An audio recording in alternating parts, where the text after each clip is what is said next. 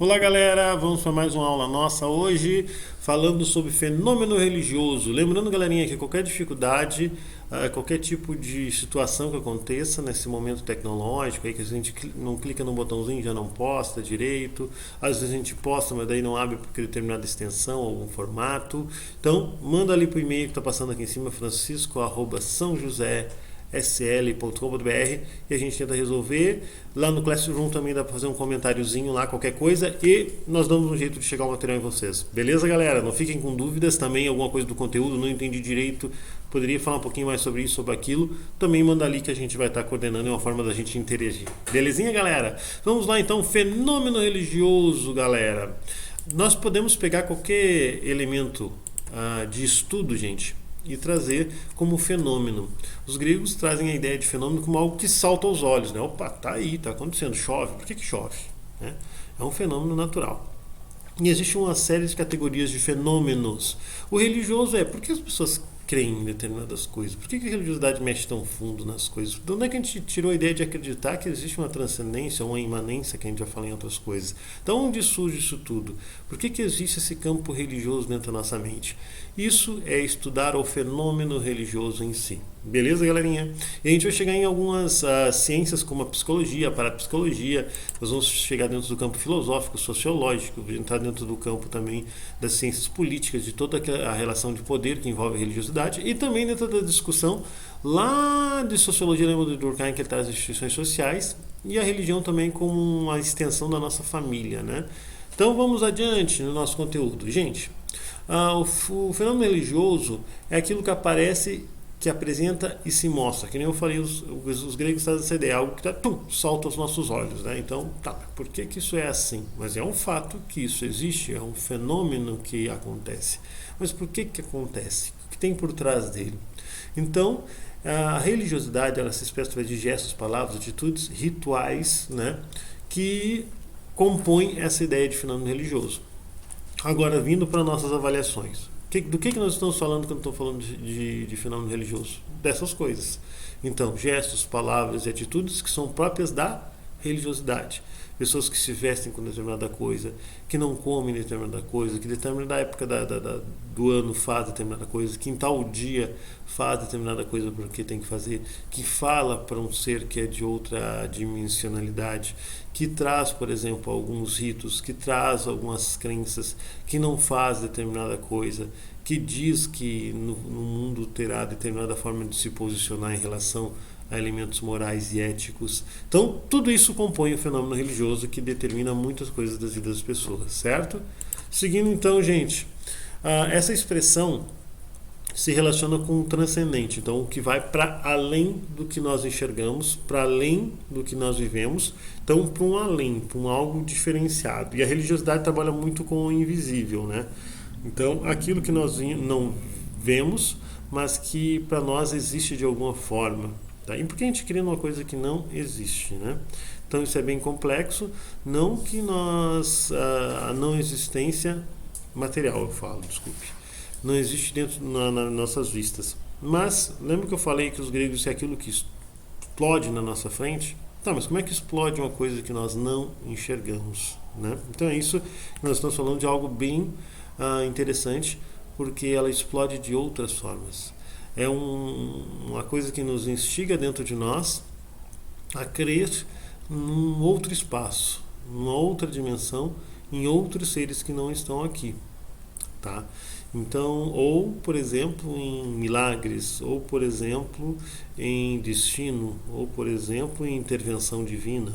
Então esses elementos foram estudados por alguns aspectos da religiosidade, né? Mas a ciência, ela traz os elementos culturais e a tradição que o povo foi construindo durante o tempo.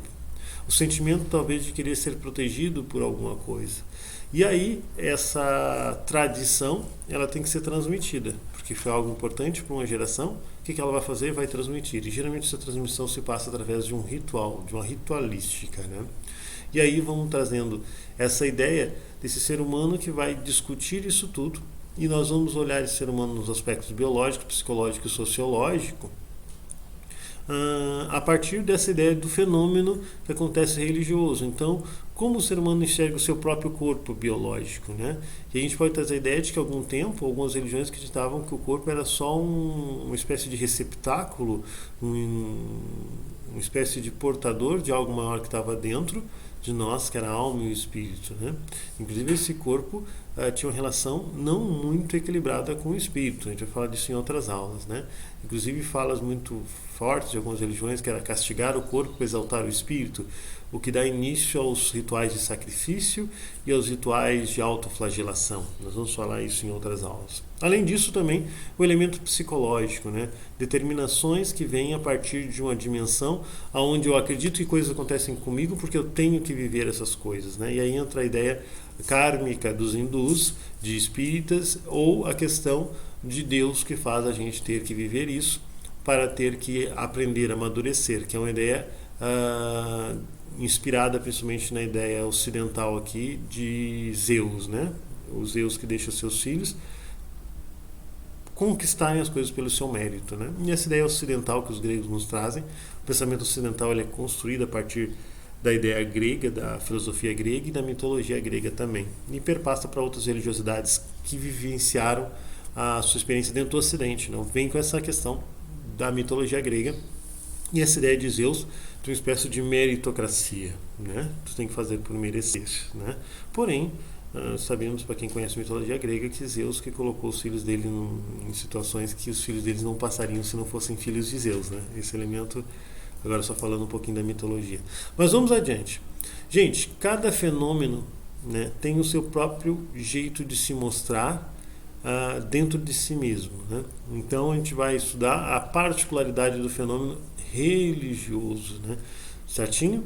Gente, a manifestação do poder religioso ele acontece dentro de elementos muito básicos da vida do homem. Por exemplo, o que é bom, o que é ruim para ele, né?